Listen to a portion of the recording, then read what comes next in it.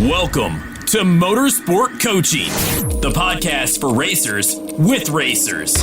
Miss Motivate can help get you to the next level. Every episode, she talks to the best racers of today and those that can get you there. She'll help you get better. Racing news. At fitness, nutrition, sports psychology, sponsorship, social media, public relations, and media training. Connect with Miss Motivate at motivatetraining.com.au. That's MOTIV, 8, training.com.au. And now, to help get you to the next level, Miss Motivate herself, Belinda Risley. Hello, crew, and welcome to a very special episode of the Motorsport Coaching Podcast. Why? Because today marks our 150th show, and I have an incredible guest joining us. I'm thrilled to introduce a dear friend of the show, Enzo Mucci, who has released a brand new book called A Parent's Guide to Raising a Driver. For those who don't know Enzo, he's an esteemed author, now on his third book. He is an expert in the field of nurturing young drivers on their journey to becoming successful drivers. His book delves into the unique challenges faced by parents as they navigate their child's passion for motorsports, providing invaluable guidance and advice every step of the way. In today's episode, we will delve into Enzo's experience, expertise, and the inspiration behind his book. We'll explore the essential aspects of raising a young driver, including fostering their skills, managing expectation, creating a supportive environment. Whether you're a parent, guardian, or simply interested in the world of motorsport, this episode promises to be a treasure trove of insights. Enzo Mucci, for those who don't know, is expert, stems from his years of experience in the industry, working closely with inspiring drivers and their families. His dedication to helping young drivers thrive both on and off the track has earned him widespread recognition and worldwide respect. Today, we're fortunate enough to have him on the show. Let's hear what he has to say. Hello. Hello, Enzo, and welcome back to the Motorsport Coaching Podcast. Thank you very much. It's all looking nice there. I just said to you, I love this layout that you've got, and I'm jealous of it. I'll send you the link. Yeah, please. It's really cool. As I was saying just before we pop on it, I'm very excited because you were our 100th guest on the show, and ironically, you're now going to be the 150th guest on the Motorsport Coaching. So I'm very... well, that's actually... Congratulations to you, really, to be honest, because I know how difficult it is to do show after show after show. And 150, it passes quickly, actually, doesn't it? It's you don't realize till you count them up or see the number. You're like, oh, okay, geez, we've been doing this a while. So no, congratulations to you for that. Thank you. Great. So it has been a year, and you've been very quiet. Off track, on track, you've been quite successful. Yeah. But what's been happening? Tell us a little bit about what's happening on track, and then we'll talk about what's been happening off. I would say the main points are, well, I coach drivers a lot online, but going to the actual tracks, I'm with the F2 and F3 drivers. So it's obviously Ollie Behrman, and with Sophia Flörsch and Ollie Gray in F3. So that's the main, I'd say that's the main things I do on track, and that takes up quite a bit of time, actually. There's quite a few races, 14 races, I think, this season, with one cancelled. So, yeah, I'm mainly with them traveling, but then when I'm back, it's all about doing, like what you're doing, same thing, online training, and then obviously the show once a week as well. So it takes up a lot of time, and writing the odd book as well. Yeah, of course, which takes me ages. I didn't know any about it until I saw it, and then I didn't know. I emailed it away going, "Where's the link? I can't find it on Amazon in Australia. Is it not available over here?" Yeah. So you have got, this is your second book that you've just put out. Third. I would love to that.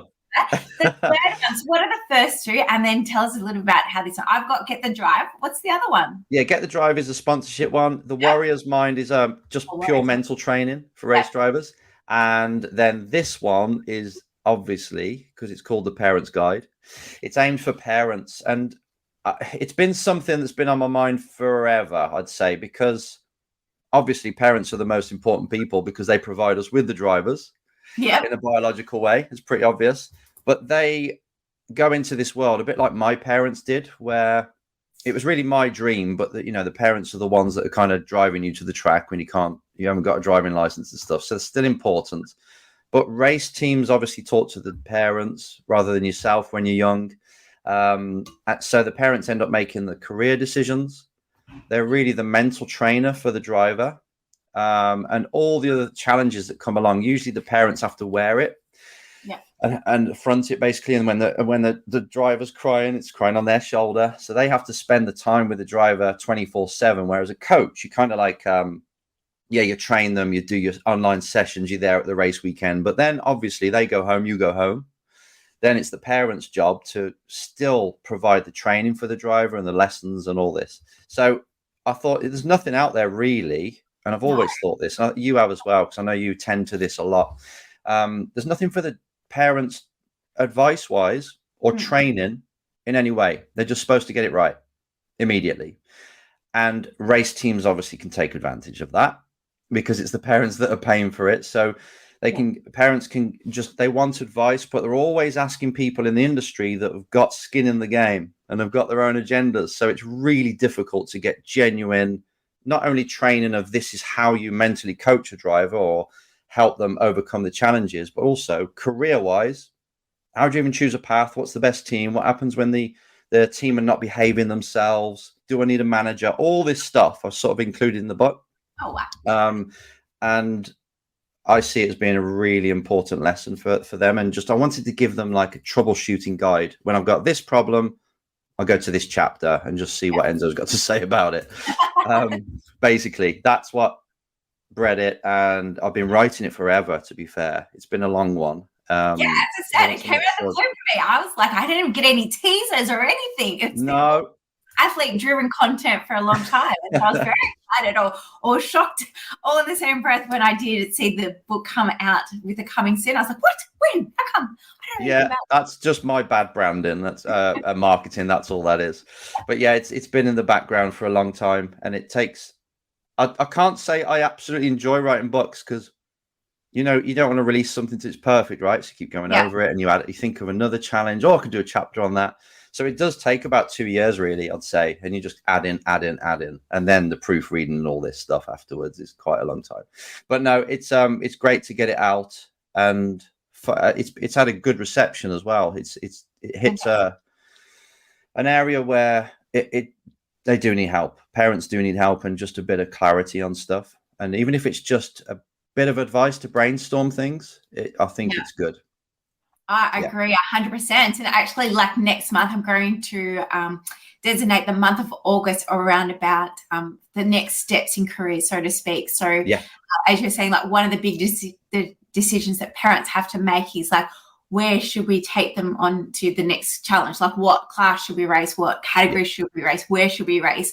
And so I'm going to invite like different race category managers and team owners to come onto the podcast and actually share, because even parents don't even know where to find contacts. I find here in Australia, like even to go from karting into a Formula Ford, like who do I call? Like what are the best teams? What are my options to be a privateer versus being a part of a team owner? Like what are my costs and avenues and options? So I'm definitely next month. So it's kind of a good alignment with your book. I'm going to be doing that season coming up too. But also previously on the show, we've had a sports psychologist talk about, having that relationship with your parents at the track and then being able to disconnect once you go home, especially if mum and dad is part of your team, your kart mechanic, your engineer, or team manager and stuff like that. So without a doubt, I'm sure that book's going to go right into a lot more details on how to actually survive, because you do a lot around the mindset side of things. Yeah, I think it's nearly all of it, because nowadays, I started off as obviously a driver, then driver coach and brake shapes and all this and lines. But to be fair, the teams have got that covered now with all the data and the onboards and stuff. They got a good idea of coaching a driver. So I went into life coaching actually in the early 2000s and mental training, and it goes hand in hand, because usually you've got the skills, but it's accessing them at the time, when you need it in competition. So really it comes down to mental side, really. I think it's mental first. Even knowledge is still mental, getting the right kind of knowledge of how to put this qualifying lap together and having the right emotions in place for that and focus. So and the parent relationship with the driver is big.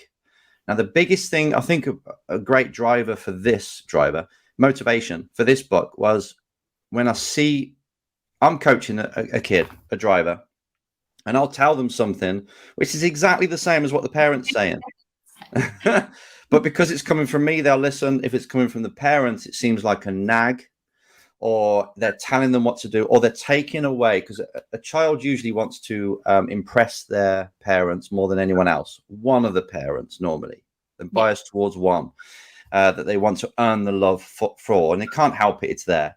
I think we've all got it. And when that parent then tells you how to do your own job, I think they see it as taking it away from them. Like, no, this is my area. This is mine. Don't want you to tell me how to do it because I've got this. And they get that kind of, I'd say, chip on their shoulder at a certain age, usually in their teens. So then they start to be really rude to their parents and all this. And I'm like, so one of the main first chapters actually is my kid won't listen to me. And it's one of them. And I think we all know what that's like. We've been on both sides sort of thing. And I think that's a big thing. And the interaction, and it's basically how can a parent play it when you've got that kind of relationship, which I think happens more often than not.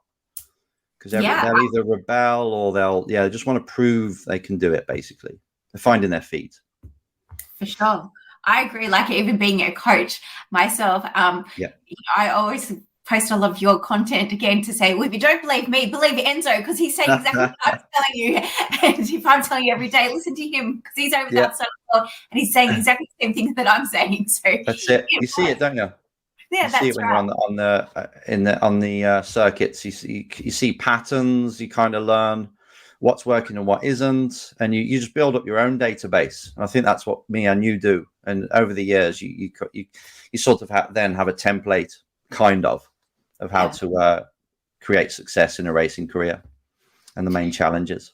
We were talking off air before just about international drivers and how they're different when they come across. Do you think they're different in mentality because they don't have their parents, I guess, in their ear all the time? They have come across individually, and is that addressed within the book, or is that could be a part two? No, that's true though. I don't know if I did mention that actually, but no, not crossing the other side of the world. Like, I've worked with quite a few of the Stanaways and Liam Lawson and Jacob Douglas. Now, the people from that area, from completely the opposite side of the world, basically. And when they or anyone who's traveling far, even if it's just to England to France, they're coming away from their parents, they find that they have to be more self-sufficient. And they grow up very quickly. So they come in over when they're 17, and they have to live on their own or with the team. So it's always with adults. And you can see that when they go back home, they're like, oh, I've got nothing in common with my friends anymore. Yeah, they're all talking about this stuff, and I'm actually talking about adult stuff now. So they really do have an express trip up into the adult world, and most people are older than them than they're working with, like their engineers and mechanics and stuff. So I think when you're there with your bag in your hand, constantly you're reminded this is down to me, and I'm the one who's got to make sure I've washed my kit before I go to the track. All these little things. I've actually got to go and cook for myself. That's weird. So just these little life skills, I think they learn quicker.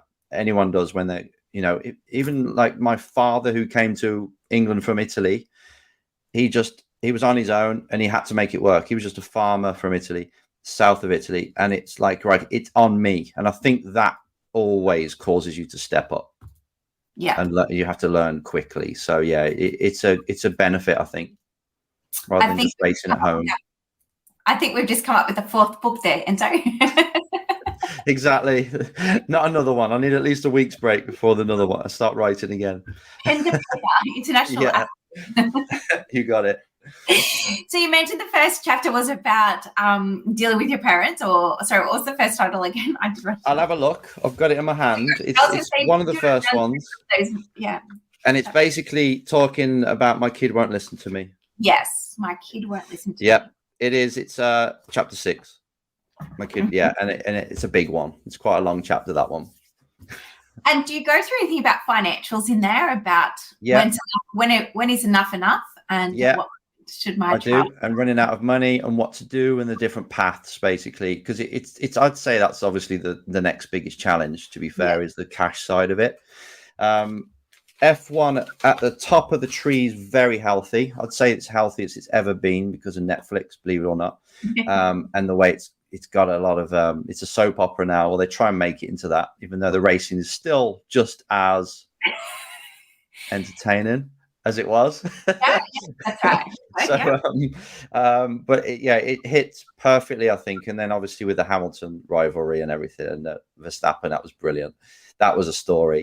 So that's kicked off. So the top of the tree is really, really healthy. All the junior, I mean, we're talking F1, but all the junior categories that lead up to that are now super healthy as well. You know, you've got 40, 50 cars, more actually, if you add them together in F4. Formula Regionals full, Formula 3 is absolutely rammed, and F2, then they can't take anymore. So you've got drivers queuing up, and it's becoming a bidding war. So now it's even going more expensive. It's ridiculous. You know, it's probably gone up another 30% next year to go for F, especially if it's a successful team. They just keep turning up the volume until they feel that people won't pay. And that's really cruel, because then you're talking millions to do F3.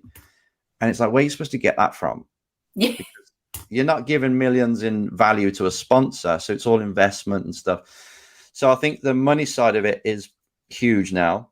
There is more help, I must admit. There's more people, more drivers on junior programs than ever before. Yeah. It's like probably half the field now are on some kind of F1 academy. Yeah. So that's good. They've got more money, so they're putting more money into juniors, which is good. But still, getting spotted, getting on the first rung of the ladder, that's the hard bit if you're not from a wealthy background, or if you've got access to some serious cash. So yeah, I hit that as well, because I came from that world, just trying to basically hold down jobs to pay for racing. Because I was a bit older, I was 18, so I could do that. And it was all club racing. And as if you just keep winning and building and learning up the business skills to actually get sponsorship in, you can go quite far. But when they're in F4 at 14, 15, and they're in F3 at 16 and stuff, that's hard to compete with, because that means you do need cash. So it's just giving them, I've given people basically options of different routes. And then I explain the different paths that drivers have gone on, a bit like McLaughlin. Yeah. You'd never think he'd go to IndyCar, right? Like, where's that from? But he jumped in and he's really good. Yeah. So yeah, I've given some examples of people that have kind of gone left, right, and still ended up at the top. So it's basically just keep your son or daughter driving in anything you can afford, anything that's kind of promotable, even if it's smaller than what they want to be in. If they're winning and making enough noise about it and talking to people that can give them an opportunity, it normally does work out. Normally, if the work ethic is there. So yeah, it's money is a big thing, but it's just creating opportunities, which I think the Get the Drive book is really more about. These are the different ways that people have got careers, not just sponsorship. You know, sponsorship's difficult now. Very difficult. It is, because you can't offer them much, right? Yeah. It's like, it's the value of them giving you 100K is not really delivered in 100K's worth of new custom, I don't think. No, or definitely not media value. Grassroots, Yeah. So it's kind of like, okay, they if they spent that on Facebook adverts, oh my goodness, they would get a lot of clients, new customers. So we're up against that in the sport. If you really want to say, right, I want to give them ROI, it's difficult. But then when you get near F2, F3, they do actually say, I want to have my brand on the car, and it's worth it. So, you know, it gets it to a tipping point when it starts to become worth it again for a company. They're the ones we like. Yes, exactly. And there's lots of different, you know, crypto was one thing. It's slightly toned down now because it's having a tough time. But 2 years ago, all the crypto companies were chucking money at drivers. And no, next it's going to be AI, it's VR, whatever. There's always some new emerging market nowadays that actually the people in motorsport, they're aligned with this kind of industry that they're in. So it's always difficult, put it that way. It's never easy. No, and I think you hit the nail on the head that definitely over here, like there was 2 points there that obviously if they want to go international, whether it's IndyCar path or F1, they are having to leave home at 13 and 14. So having those life skill sets around gaining sponsorship, even going grocery shopping, speaking a language, living outside of home. There's so many skill sets they have, and I don't think parents really know how to equip their child correctly or enough in order to send them away. So therefore, I'm finding a lot of the times that one of the parents having to break up the family over here or to separate from their family and to go to escort the son or daughter to set them up for 6 to 12 months, which is massive costs. And, whether they have the luxury to actually live with family or friends, or if they don't, they're on that journey together. But at some point, that parent has to come back to go back to work and to be with the other family, or they've all got to pick up and move across there. So, it's like how young is too young to start the education and knowledge process. And that's why I keep saying, as far as even sponsorship goes, they need to know as soon as they start racing, they want to make a career. If it's a hobby, whatever. But if it's this career at 8, 9, 10, they needing to know how to get sponsorship, how to do PR, how to have a brand, all of those kind of discussions and things that they don't want to have with their child. But they have to step back as well. And we know we all have like doting parents as well as a point too that want to look after us and want to do things for us. But as we both know, when it does come to sponsorship and social media and branding and all those things, it needs to come from the athlete itself. And the parents need to step away because sponsors are looking to invest within the athlete, not so much within the parent. And then, you ask the 13-year-old boy to come up and give his 30-second speech, and they're like, what? Mum normally does that. I'll get mum to do it. So I see that's a big thing now. I really do. There's a lot of I don't know if it's linked to the way we live now on the phone and stuff. But I do feel, and I don't know if this is true, but I do feel the level of confidence in a lot of kids now is lower.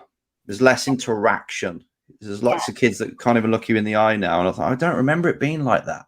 Maybe I missed it, but it seems like it's very common.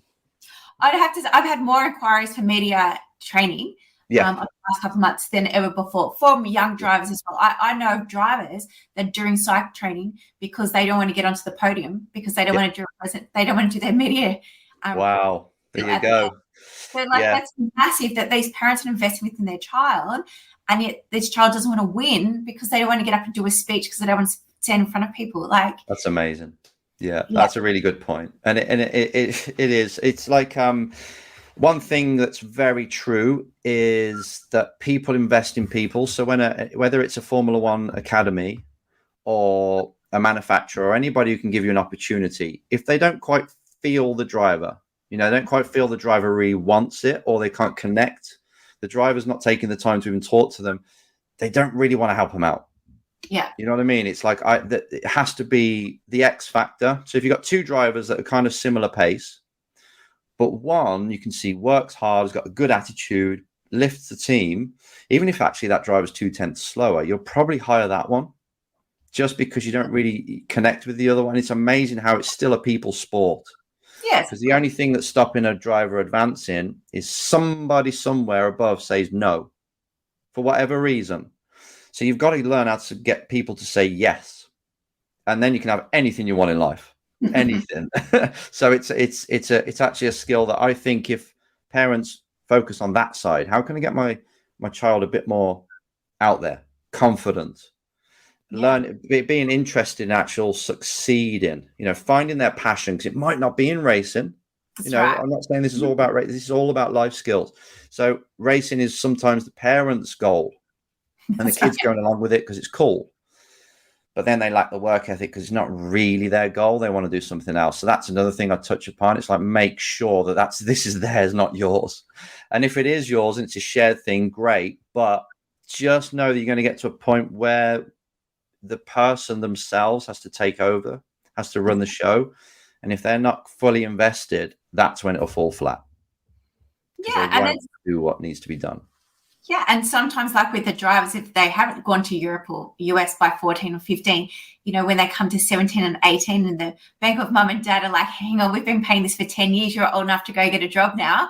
The athlete has to make a decision. Do they want to work and have money and keep racing, or they have to work out how can they juggle all of this? Like, what does work look like? What does part-time work? We mentioned about being fortunate or unfortunate with phones, but, can they be doing online work, like odd hours between school and racing and stuff like that? But that's where that whole workmanship comes into it. Like they've got to make that decision, and it's those drivers that take that initiative to start, contributing, working part-time and paying for their racing. That's when I feel like they really start to take an interest in learning how to get sponsorship, in having to do social media, because they know that mum and dad can't do it anymore. So financially, they've now got to just switch on and go, okay, well, hey, I've got to put on my big boy pants, big girl pants, and learn all of these skill sets myself, because think of mum and dad are drying up quick. Oh yeah, it is, and it's just you still got to keep the mum and dad motivated as well to do it. Yeah. So yeah, all true, all very true. We've got to make sure the kids are all. It's difficult because a lot of them don't have the skills, and school doesn't really teach you the entrepreneurial skills, which is pretty much what we're talking about here. Yeah. It is being an entrepreneur and understanding that it's a business, but you still got to have the passion. I just want to be a race driver. That's what you think when you're a kid, right? I just want to drive. It's the sexiness of all that. And then you tell them actually what work goes behind it and how you need to be. And it's like, oh, right. I don't think I got them skills. I'm not motivated. So it's a big subject. Yeah. I'd love to do an interview, maybe with one of your F3 drivers about how much they put into the off-track development side of things. Yeah. Over the last couple of years, what has that looked like on their journey from their karting days to the open wheelers to now having that opportunity? What were they doing back then to what they're doing now, and how much time? Because I think people don't really understand exactly how much goes into that sponsorship development side of things. And I think one podcast, you said it should be at least 4 hours a week or something. What was that on? Doing the sponsorship? Maybe during one of your podcast talks about, at least 1 to 4 hours every week that you should be developing sponsorship strategies, standing out, nurturing those sponsors, partners, getting everybody on board, cold calling, anything. Yeah, it depends on the need. If you're really running out, then it's going to be an 8-hour-a-day thing. Even if you're at school. But if it's just maintaining the current relationship you've got, then it's probably 4 hours. So I'd say it's more. It's a lot more. It just depends on, because you can't race without it. You're right. It's gone up. The drivers that are actually doing it, I'd say it takes, you've got to research and approach 100 companies. That takes a long time. And you're not doing proposals for them. You're literally researching them and thinking, okay, all I need to do is set up a meeting with this company. And you see what they do, you see what they need, and then you kind of come up with I think motorsport will give them this and this and this. They would be interested, or just one thing that they'd be interested in. I just want a meeting with them to show them how motorsport can offer them that. Not me as a driver, because when you're at the beginning, they don't care about investing in a driver that's got a career. There's no return on investment for that. But if you say I can give you access to these clients, or whatever it is they're after, or the brand new product that they've just launching, they can help them promote that in front of these type of people, hundreds of thousands or tens of thousands of them, and put a nice price on it. That's the kind of thing that you can offer a company, and they'll be like, okay, that actually makes sense. So it's becoming, but drivers at a young age, they won't be able to hold themselves in a boardroom. They just won't. They won't be taken seriously. So they do need to partner with somebody who can approach companies and sell their features and benefits, basically, for a company. And do you know in the book, when's the right time for the parents to step away and for the athlete to stand up? It's all in there. Yeah, it's it kind of naturally happens. Karting parents are very involved. Because they have to do everything, right? And that comes down to team selection and getting the driver to the track and all this stuff. But then as they get to cars, the environment's different. So they're no longer allowed in the debrief room. Some coaches are not even allowed in the debrief room with the engineer. And the whole environment's different. So you don't feel like you can be as involved. So parents take a more of a back seat there. That's when you really got to have the child firing on all cylinders, really, and growing up. And they have to, it normally works out itself, I'd say, because of the way car racing is. Yeah. And even the team will tell the parents off if they're too intrusive or loud. So it gets sorted out. Yeah, they do. They get banned. Honestly, it's quite amazing. So there is difference. Karting world is more like what you see on a soccer match where everyone's shouting, screaming, and the parents are fighting each other, literally, and complaining that he or she's got this engine, blah, blah, blah. It's very, very like that. It's intense. But then car world's different. It's a different atmosphere. There's a lot more hanging around, so it's just a bit more subdued. That's when we're entertaining our clients, Enzo. Exactly. Yeah, we got plenty of time for that at race weekends. That's right. Cars. Yeah, too much time for that. Fantastic. Well, I'm so excited. I can't wait for my coffee to arrive. Oh, good. So I grabbed mine on amazon.com.au. Thanks for the link. Is that main point of purchase? Well, Amazon's strange because you put it on Amazon and they put it on all the marketplaces. So each one, whether it's China, they've got their own. The US has got their own. UK, Australia, we've all got our own. So it should just be available. And if it doesn't come up with the link that I've provided, I'll provide 3 links on the website. And if one of them doesn't, it should redirect you to your country. So Amazon's a bit like that. It is one big website, but each marketplace is very different. And it's like a different company. So it always makes it confusing. But if you search Enzo Mucci Parents Guide, just them words, it'll come up, I'm sure. Yeah, of course. I will put the link in today's show notes. Thank you very much. Is there anything else you'd like to share with us today, Enzo? No, well, basically on the parent side, it's just, use racing as life skills because I think that's what they get from it. And that's what I'm in it for, really. It's to teach them the skills so they can succeed at anything. If racing doesn't work out, then what they take from it is so valuable. They can be a really good entrepreneur. You know what I mean? They can set up their own business because it's the same sort of thing. It's competitive. You've got to innovate. You've got to keep improving. You've got to spot what people want and deliver that, which is kind of like sponsorship. So I'd say take that on and keep mindful of that. So if racing doesn't work out, if it's not really their true passion, because we change, right? We get to 18, all of a sudden, you know what? I don't want to do this anymore. Then allow them to do that, because if you force them, it'll end up bad anyway and just spend a lot of money. So I think it's just use motorsport for what it is. And if it works out, it's great. But it's not all fluffy at the top. It really isn't. No. It's a bit like movie, when people go to crack the movie industry or the music industry, it's not as amazing at the top as you think. Right. So it's the journey that's really cool and great. When you're there, you open up a can of worms. So if they don't make it, just use it.